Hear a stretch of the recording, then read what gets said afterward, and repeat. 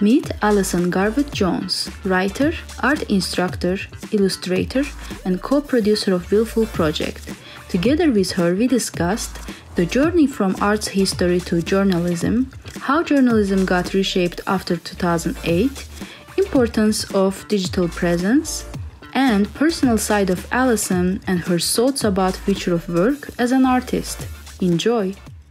My name's Alison Garwood Jones, and I am a freelance writer and illustrator based in Toronto. I'm also an instructor at the University of Toronto's School of Continuing Studies, where I teach digital strategy, so digital communication strategy and social media. So I wear many hats, but everything kind of comes together in an interesting way.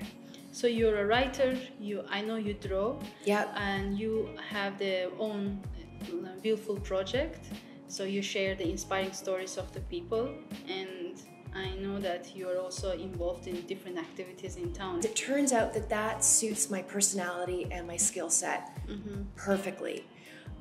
You mentioned Willful a couple of minutes ago, which is a new web series that I'm doing with my friend Jan Yap, he's a videographer.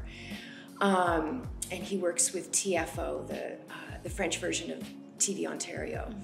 And he was actually one of my students at the University of Toronto. He was taking the Digital Strategy Foundations course. And after the course was over, he emailed me and said, "Hey, I have a proposition for you. You interviewed quite a few guest speakers in class, and I thought that you had an interesting interview style. Do you want to do a web series together?" And he said, "We'll do it on artists and creative entrepreneurs." And so we came up with a concept. We called it Willful, because you have to be willful in order to A, survive in this changing economy, and B, when you want to create something that can change the world potentially, it takes a lot of will to do that. And willfulness can be stubbornness, but it also can be proactiveness. So that's why we called it Willful. So swinging back though, I think I was ready to start a video series. One, because the internet is getting progressively more visual. People are not reading blogs as much as they used to, which breaks my heart. But I think when you realize, as a creative person who likes to do all things, draw, write, and now make videos, I'm enjoying it, and I'm sure you are too. It doesn't matter which format you do it in. If you're getting a chance to tell a story and edit it and massage it and pull it together into something that an audience will enjoy and learn from and hopefully be inspired by, that's all that matters. You're making something and putting it out there. And you perfectly highlighted that right now, especially the younger generation, they are either lazy, they don't get time to read blogs and even read books. So people are going online and looking through what they can see and just listen passively. So that's why video and audio is getting more vibrant than the books and the blogs. Yep. Switching basically. I think so. I think you're right. Yeah, I'm pushing for deep work and deep thinking again though. I'd sort of like to get back my 90s brain a little bit because I'm such an avid reader. But again, if this is the way we can reach people, and not reach them just because we need attention. I don't crave attention, but I do crave connection in the real sense. And I think that's how social media started out 12 years ago in the beginning, when it was very idealistic. The whole idea of connecting with people with similar interests and people just looking to be inspired by something. That was a time when I think it was possible to connect with people, and now it's a lot harder. It's a lot more a crowded space. So yeah, you have to create something that's really good in order to get noticed through all the different voices out there. And people can sense the quality. Right now, everybody is a judge by themselves. Oh yeah, just like you can sense an amazing piece of writing, just like you can sense a piece of artwork that changes something in you and makes you stop and think twice. We intuitively can tell when something is worth spending some time on, I think. And through the social media, we can get the feedback instantly from the people that if they enjoy something or not. So that's the beauty about it. That's the beauty of it, but it's also the danger of it because it's so addictive. And I always want to try and avoid a scoreboard approach to social media because it brings out the worst in me when you start thinking about how many people are following you, even how much engagement you're getting. And engagement metrics are the thing that people are focusing on now as the most important metrics when you're trying to figure out whether what you're doing is resonating with your audience. I think as a creative person, it's difficult for me to separate watching that and learning from it, getting some actionable insights from it in terms of planning my content versus actually making the stuff, which is in a totally different head zone. And I don't like the way the scoreboard approach infects my my zone of creation. But we have to wear so many different hats today. We have to, just the same way that novelists today have to be their own marketers and they have to know how to market themselves on social media. They never had to know how to market before. That was taken care of by other departments.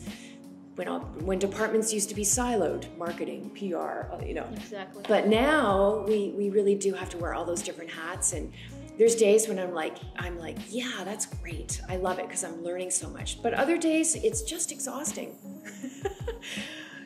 So you got to take your vitamins and exercise and stay mentally and physically fit to stay on this roller coaster ride. And I like what you said that before we had different departments taking charge of like business side and promoting it. Now even the artists by themselves, they have to do it. And for the ones who can't transform or they don't have the necessary business skills or social media skills, it must be hard on them. Yeah, I think so. I wouldn't call myself super extroverted, but I do like people and I like conversation. And you just have to, I think too, if you're creating something that you genuinely want to share and create a connection with people over your work, then you feel compelled to market it. So I think you learn as you go, and it's pretty magical when you realize the power of self-publishing. I think if I were as shy as a mouse, it would be very difficult, but I'm not. And I think learning to be good at doing interviews as a journalist, because I got into journalism late in my career. I only just got in 12 years ago. And so I had to really learn how to do good phone interviews, do good in-person interviews, and just get rid of any shyness I had. And now that I'm doing a web series, same deal. And I'm teaching, you got to get up in front of people and come with a plan and know how to engage them and execute that plan and reach certain outcomes. So I'm getting lots of practice. I feel like I'm on stage all the time. But that's good. It's good. I think in times of great change, when you find ways to get out of yourself, I think it's mentally healthy because you're not stewing too much on thinking about, wow, I really like the way it used to be. It was a lot more set and everyone knew what was expected of them, and now we have to deal with a lot more of the unknown. But bring it on. It's not going away. Exactly. And I know that you studied history in Queen's University. I studied art history. So yeah, and I actually did 2 degrees in that. And I'm so glad that I did. I think different points in your life, you have different itches you need to scratch. And I grew up in a very a family that really promoted all the arts. My mother studied piano at the Royal College of Music in London. My dad studied architecture. They both studied in England. And we grew up in a house, my brothers and I, with a lot of music. My my parents' friends were people who were conductors of symphony orchestras and artists and painters and sculptors. And, so the whole gamut of the arts was part of our existence. And there's lots of art hanging on the walls. So, and I came to the table with a love of drawing as a little kid. I didn't read much. That didn't come till university. So studying art history was just a natural progression for me. But once I'd done 2 degrees and I had to consider what I wanted to do once I got out of university, I realized that the one thing that didn't quite sit well with me was the way I had to write as an art historian. It was way too full of art speak, which is just academic speak, and it didn't speak to a more broad and general audience. And I wanted to connect with a general audience. So kind of just serendipitously, I got a call one day from a friend who was working at the Art Gallery of Ontario. She'd done her master's in art history as well, and she said that they got a call from a film production company in Toronto that was looking for someone with a lot of art history background in the 19th century French to be particular. And I had that. I'd had a fellowship at the Musée d'Orsay in Paris, which is just the house for Impressionist art. So I thought, this is interesting. Film, storytelling, And so I worked on scripts with Divine Entertainment and did tons of research for them on 6 films that eventually were aired on HBO and then PBS and TVO, and they might have even been picked up by CBC. But they were hour-long biopics on different artists, like Monet, like Mary Cassatt. That experience taught me that I could combine a knowledge of art and history with a new skill in narrative storytelling, which was not taught to me as an academic art historian. So I love that. But when the film industry collapsed in the early 2000s, that opportunity dried up. So I had to think about, where do I take my love of art and culture and my love of good storytelling, lively storytelling. So I thought the best thing would be to try and get into journalism. So that's when I started applying for internships in Toronto. I only applied for one, actually, because I only wanted to work at one magazine. That was Toronto Life magazine. They have great arts coverage. It's a city magazine. And I just moved to Toronto, and I was working in a restaurant at the time as a hostess after a career in art history. And I thought, okay, let's try and get this internship. And so I eventually got it. And within 3 months after finishing my internship, I got headhunted to be a managing editor of a health magazine. So it happened pretty fast. And I learned how to be a journalist. This was 2005, on the job. And that was the best way to do it, because I didn't want to go to journalism school. I'd had enough with school. I'd had, 2 degrees was enough for me. And I thought, you know what, I can learn how to do this. And I had an understanding boss. He was probably glad I didn't bring certain habits to the table. And so I learned on the job. And yeah, and eventually I was hired by Elle Canada magazine, and I was the health and beauty editor there for 2 years. But I eventually left because I didn't want to write about lipstick and moisturizer for my whole career. I missed art and culture, so I thought, how do I bring them back in the fold? And that's when I decided, let's go freelance. And I've been freelance now for 10 years. And I write about, I try always to write about subjects I really care about. So I write about design thinking. I write for Canadian House and Home magazine. I really enjoy writing for them. I write profiles on people in the arts. So yeah, my people. I write about my people. And you mentioned that you learned on the job about journalism. Yeah. So you had a strong background, and sometimes they say that if you don't know what you don't know, you can create more because you don't have the boundaries. Totally. And I've always loved trying to preserve my naivete in life. You bring that naturally to the table in after you graduate from university. But the older I get, the more determined I am not to give in to fear and say no to new opportunities. And we have no choice right now. 10 years ago, 12 years ago, the media landscape was still intact. The internet existed, obviously, but social media hadn't scaled yet. You look at magazines and newspapers like the Globe and Mail. The Globe and Mail, I don't think, signed on. They didn't sign on to Twitter until 2008, 2 years after the platform was invented. So I always say that I got into media and journalism at the tail end of the golden era. And at the time, I had dreams too of maybe being a columnist for the Globe and Mail, and I quickly realized that dream makes no sense because it wasn't long. Right as soon as social media took over and newspapers and magazines, especially newspapers, decided they had to give away their content for free, then the hemorrhaging began, and the whole business model started to collapse, and we're still in collapse mode.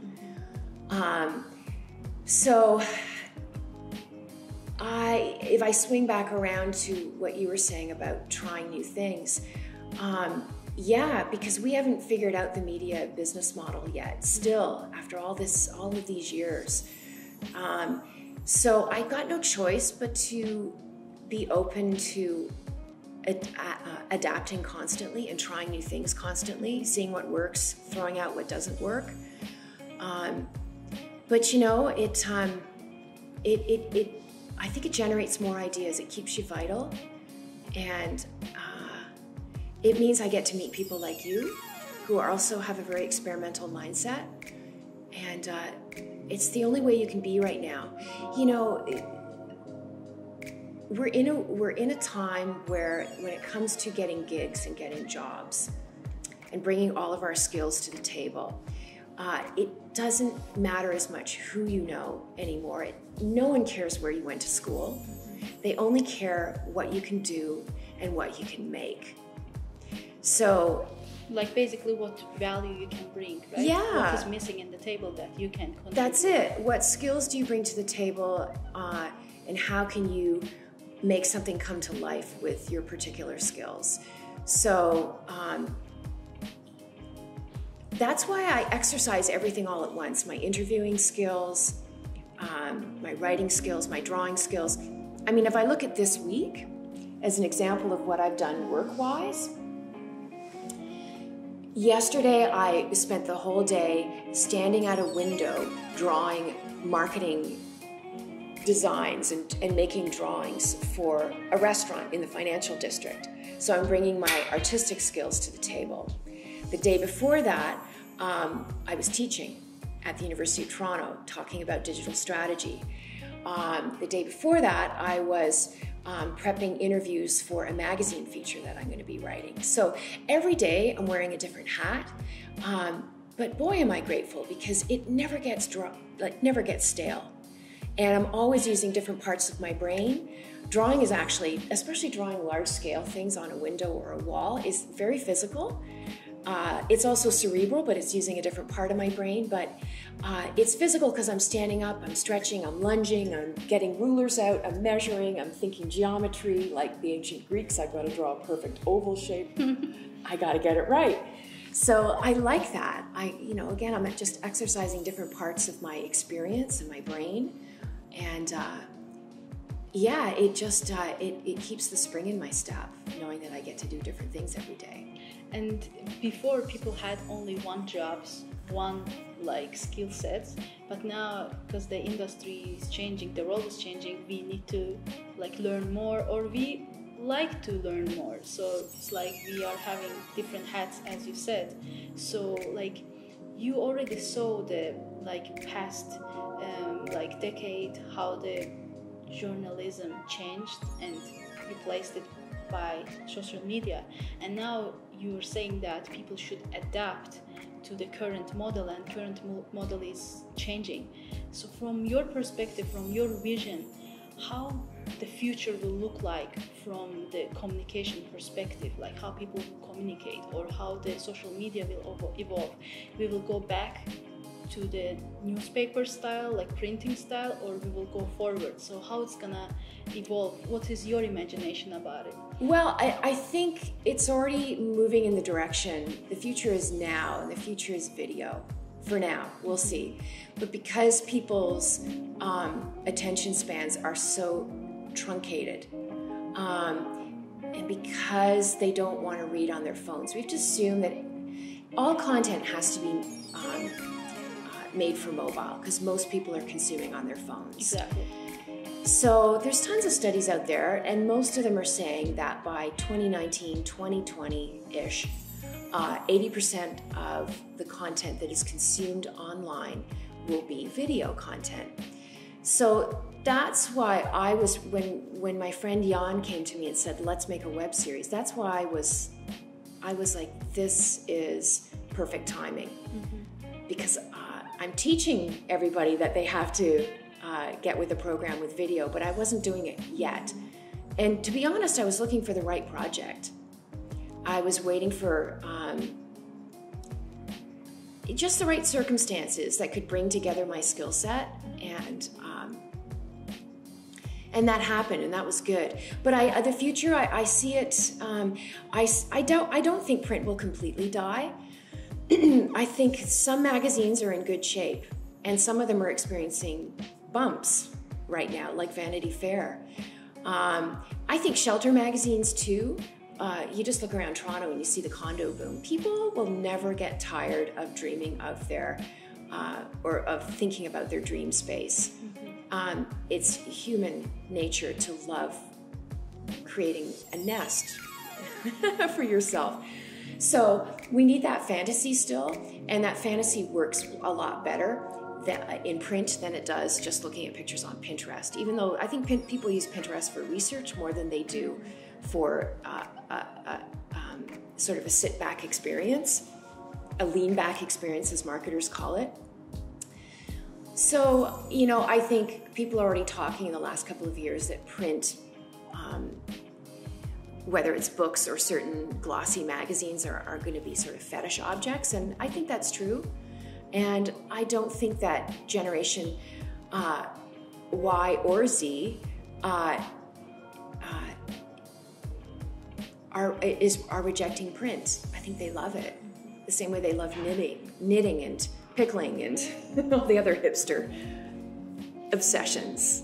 So it's like Polaroid cameras, right? Yeah. So even they're gone, people are still using They them. want them. They still need them. And I wish Instagram hadn't changed its icon away from that original Polaroid. I thought that was great.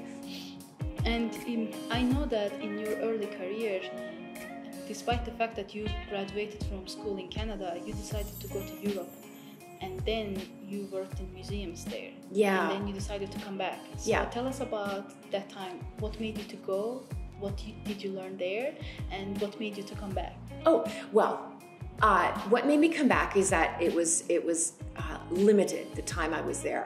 I was there for about 4.5 months. And what made me go was when I was in school studying art history, the thing I didn't like about it was my lack of exposure to actual art. Everything was on slides. Now everything would be on, PowerPoint presentations. And I just wanted to be with art in real time. I wanted to be in front of it, sculptures for real, and walk around them. And the reason I did any kind of internships, and I did several. I did one at the Art Institute of Chicago. Then I did another, the one you're talking about is that I had a fellowship to the work at the Musée d'Orsay. So I was preparing to write my master's thesis on Paul Cezanne, and my subject was Paul Cezanne's drawings after sculpture. And he spent a lot of time when he was a young artist, after he moved from the south of France to Paris, in the city museums in Paris, drawing after sculpture, especially the Louvre. And I thought, there's no way I can write this topic if I don't actually go to Paris myself. And the collections everything that Paul Cezanne drew and all of his art used to be in the Louvre until they split the collections in 1986, and all of the Impressionist art went to the Musée d'Orsay. And I've always loved the idea of having a room full of art to myself. And you can do that when you have a pass. So I had a pass to the Musée d'Orsay. I had a pass when I was at the Art Institute of Chicago. I was an intern as well at the National Portrait Gallery at the Smithsonian Institute in Washington. And I loved getting there early in the morning, going through the back entrance, saying hi to the guard, and then just going up into the rooms and standing in front of some famous painting all by myself and experiencing the art in a way that wasn't like I was looking at it in a textbook. That's the big reason I went. Even bigger than the fact that I was writing my thesis on Paul Cezanne and I should be where he was just I wanted the chance to commune with the art on my own. And so I spent those 4.5 months working with the head curator in 19th century French painting at the Musée d'Orsay. That was Isabelle Kahn and Monique Nunn.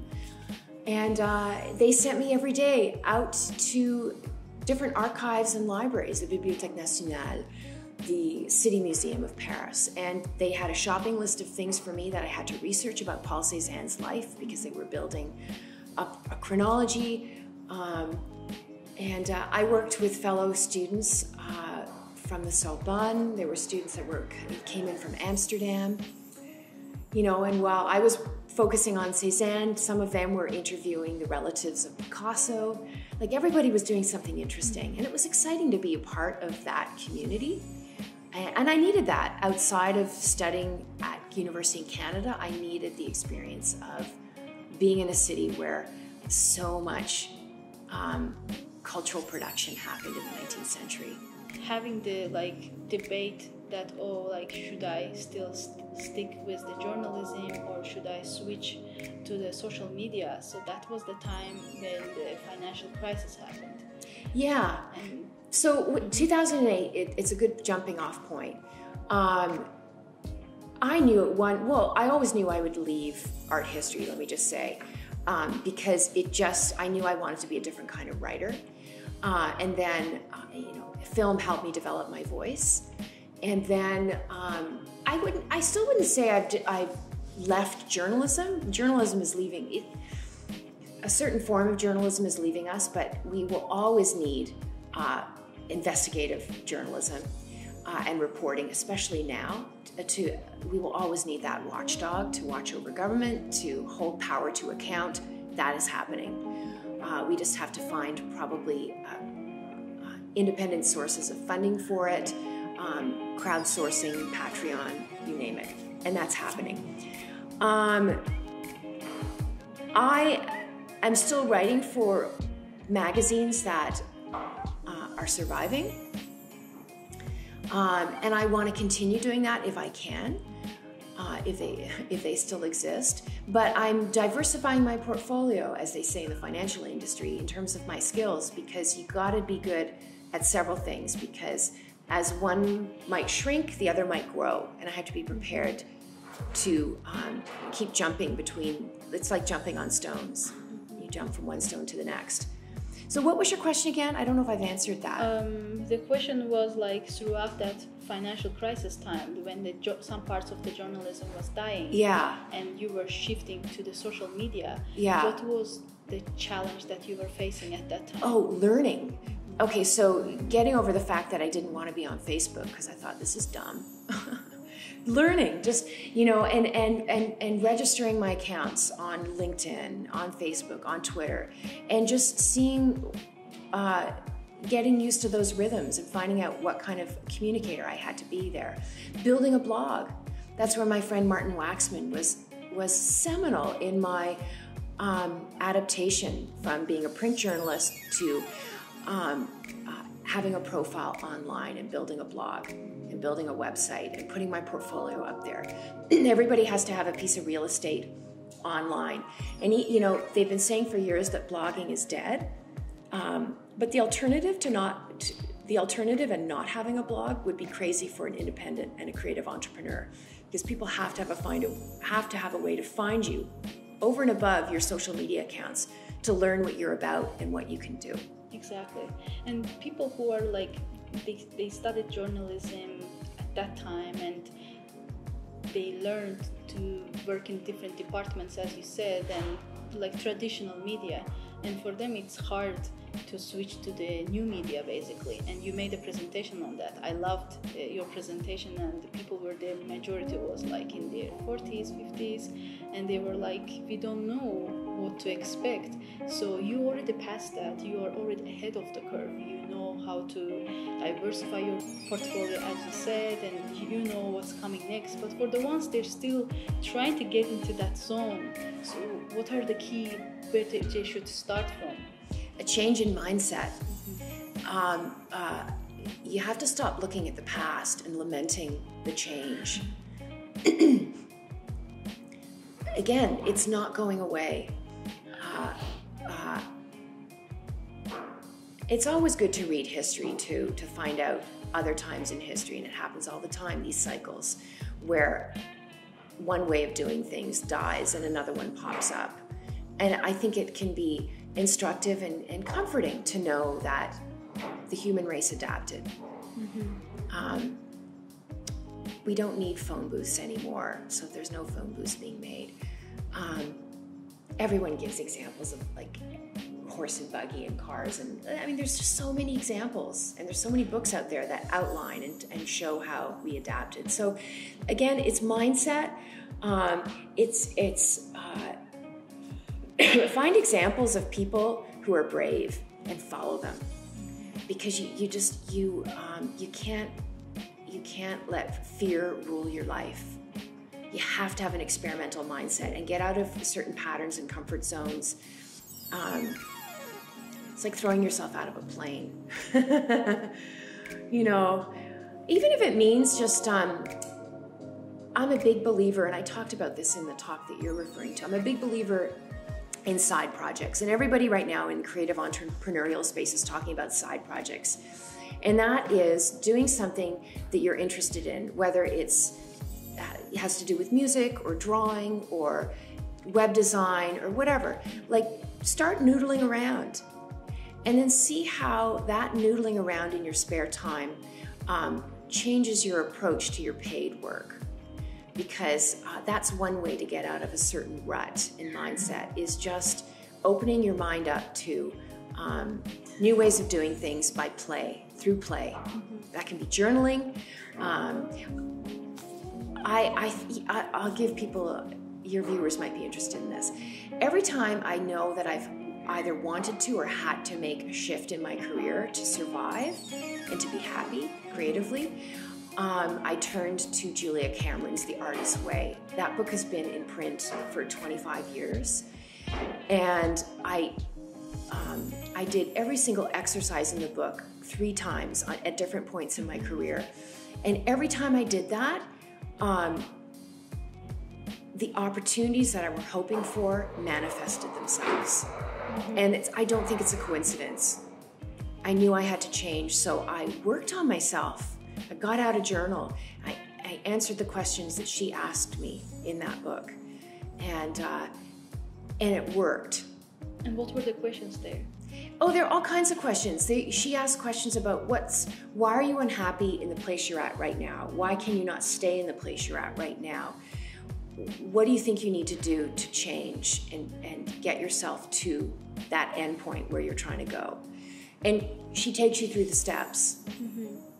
And it's an exercise in self-examination. And she asks a lot of very existential questions, and it's important that we ask tough questions of ourselves. I see. There's another book on that, like the Kevin Robinson. He had a TED talk on how the schools kill creativity. So he wrote a book about elements. So it's like, what's your element in life? So try to find that, and he is kind of asking the similar questions that you're asking to figure out what is inside you, not the stuff that you studied in school, not what kind of job you have, but actually what is in your soul, like what's your capability to just unleash it and let yourself to discover it. Yeah, and he's smart too, because he realizes that the structure of education doesn't work for everybody, and people who don't fit in, the square pegs that don't fit in the round holes shouldn't be made to feel that they can't thrive in some career just because they didn't fit in the way school has been structured, which is a very 19th century model. So again, all of that's being blown out of the water right now. As journalism collapses and changes and morphs and communications morphs, so too does education. Education is kind of like the legal system is trying to catch up to social media and the new media landscape. And DIY, it applies to everything right now. And design your own life and be your own boss, and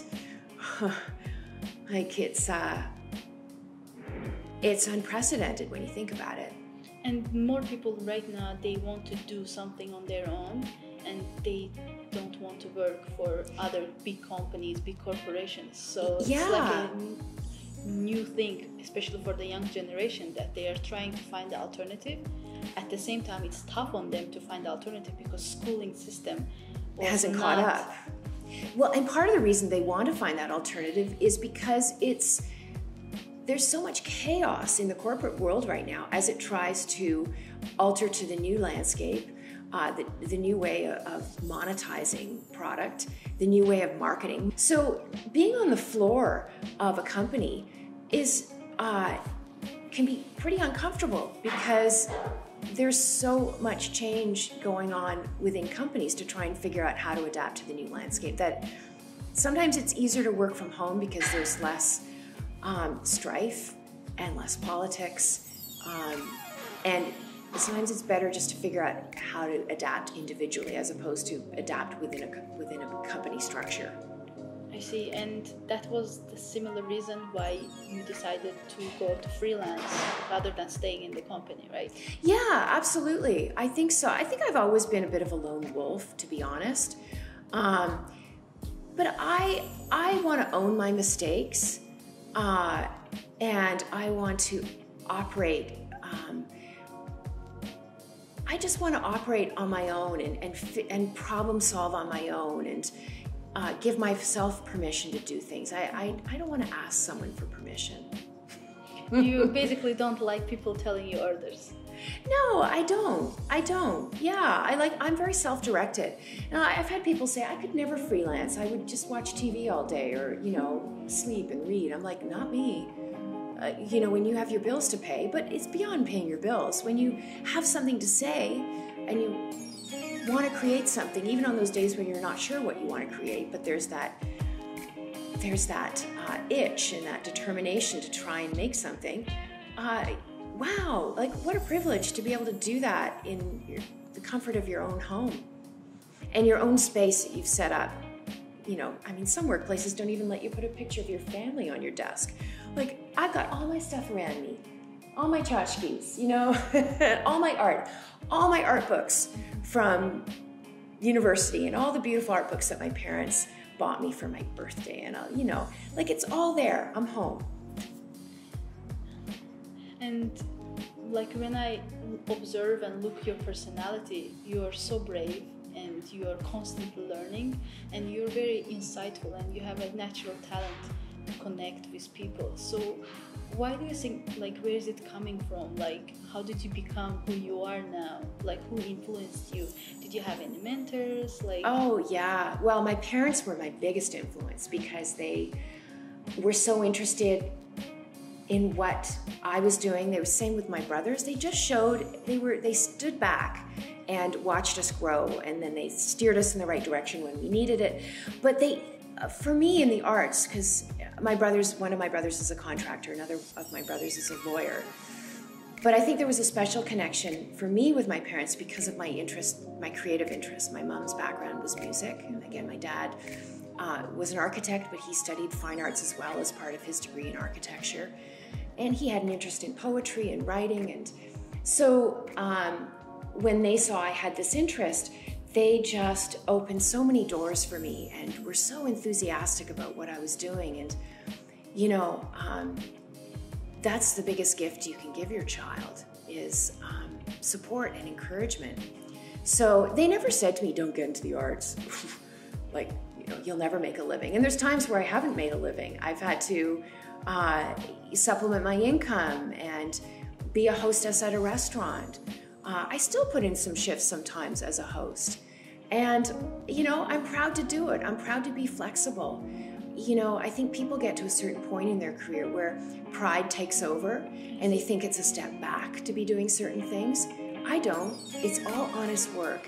And, you know, even when I'll do a hosting shift, it's teaching me, it's improving my people skills, it's improving my interview skills, it's improving my ability to diffuse tense situations, because hungry people can be pretty mean if they can't get a table. So for me, it's all experience, and it just adds, I think, to my strength of character. Brilliant. And you mentioned that some parents, they try to not let their kids to study art or practice art because they say, how are you gonna make a living out of it? So it's beautiful that your family was supportive and letting you to create stuff that your brain was wired for it. Yeah, they notice. I mean, yes, absolutely. You know, that's the best kind of parent is the one, again, who steps back. All I did was draw when I was a little kid, and I just would sit for hours quietly drawing, you know, whereas my brother Peter loved to help my dad build things. He liked working with wood, and they encouraged that in him. So, and now he's a contractor. So, you know, it's, and my brother Richard's always had interest in the law and human rights, and human rights for all people of all creeds, all backgrounds. So he's exercising that now. And, you know, a parent that can notice early sort of proclivities in a child and then grow that, help grow that, that's the best kind of parenting there is. And they say that the first 5 years is very important because that's the foundation of the child to grow, and that's just the direction that you know from that first 5 years. So yeah. What does success means for you? Having options. What does failure mean to you? Not having options. When do you get excited? When I'm at my desk and I'm nailing an emotion. What makes you anxious?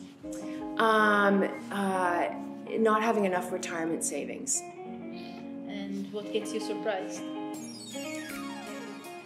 Human kindness. When you are like out of energy, you feel like you need to refresh yourself, what do you do? I line my back. When I'm out of energy, I have this beautiful new bed. I just love it. I'm always like... Just relax. Yes, in my room. And my room is like painted this beautiful shade of blue. And it's my little oasis. What's happiness for you? You know, it's the same as success. It's having options. It's designing your life in a way that you can pursue the things that mean the most to you, and having someone that you can share it with. What book do you read now? Well, I'm the kind of person that has about 4 on the go, and they're all under my bed, and I pull one up. I'm actually reading a book that you would like right now. It's a book by Grace Bonney. She has a podcast on design, and I don't remember the title of it, but it is interviewing women. It's all women. It's 100 women, and they're all artists, writers, creative entrepreneurs, podcasters. So I'm reading that for inspiration, but also to get tips on how to be a better interviewer. So that's one of the books I'm reading right now. Beautiful. Yeah. I should check it out. Yes, you should. You'll love it. And I know there will be people watching us from all around the world, and majority of the people, they are trying to find their own way in various industries. So you are very knowledgeable and insightful about media industry, history, arts. So for the people who are already studying journalism or they're studying social media. So when they graduate, what do you tell them? Like, what advice you can tell them what they should do or shouldn't do? So based on your experience. Yeah, well, I still say have a website and a blog. And I might have said this earlier in the interview. People have been saying for at least 10 years that blogging is dead. But when you don't have any institutional affiliations, when you're it, you have to have a solid piece of real estate online, and you've got to build on it. And you have to show people what you can do. And I know that I want to show what I want to be known for.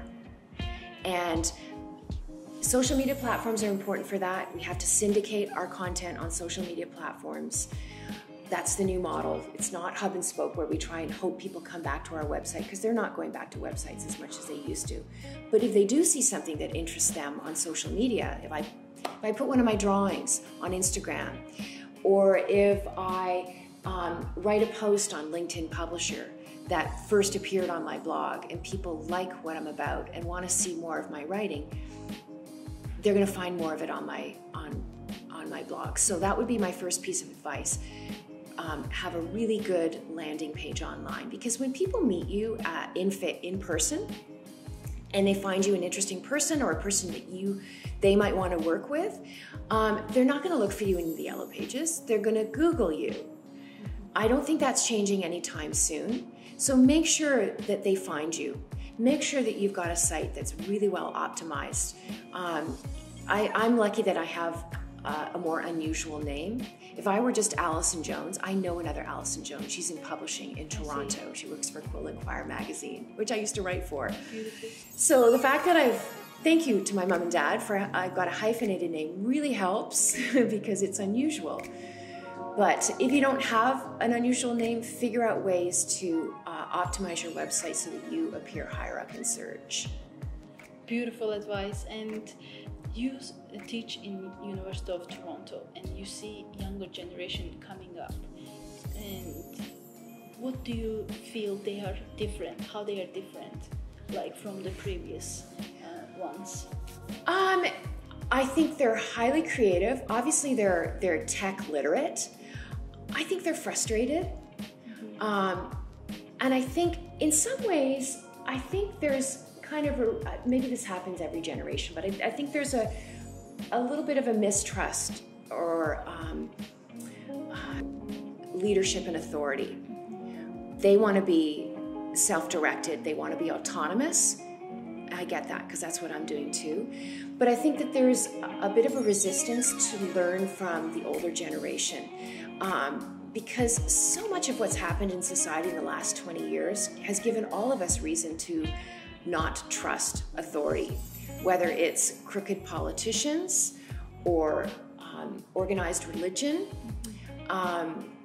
There's lots of things that have happened that have broken down our trust in institutions that were rock solid in the 1950s. So I think they have every reason to be wary of their boss or leadership. But I would hope that they could be a little more open-minded about sharing their concerns for the future, especially future of work, with the older generation, because I think you said this to me. I think the older generation comes to the table with experience. Yes. The younger generation comes to the table with a knowledge of new platforms. But if we can meld those two through conversation, that's all it takes, is reaching out and trying to learn about each other. Then I think together we can create some amazing opportunities. Yes. And on the other side, I also observed that some of the young people, they are looking for inspiration, they're looking for like good quality advice or like direction. They also cannot find it. So that's the reason that we are kind of doing this web series interviews, that they can get benefit out of that. Right. They can meet those people even virtually. What would you like to tell yourself, like 20, 25 years old Alison? I would never have predicted that I would be doing what I'm doing.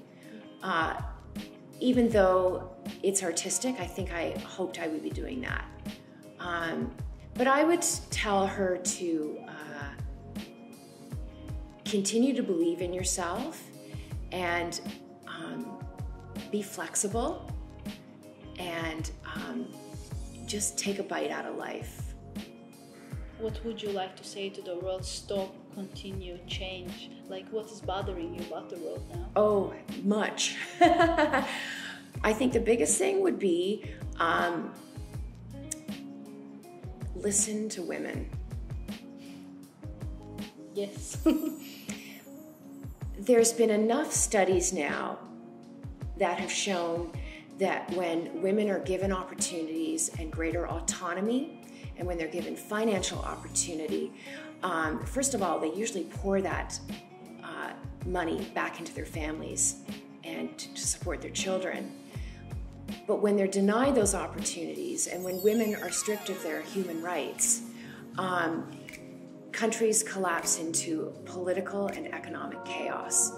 And the world is a meaner place when women are not included at the table.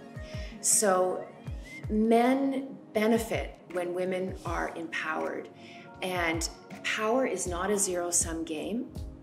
When women get more autonomy and power over their own lives, men are stronger as well. But it's a hard sell because too many men in power don't believe that. And I want to see the world continue to push for women's rights,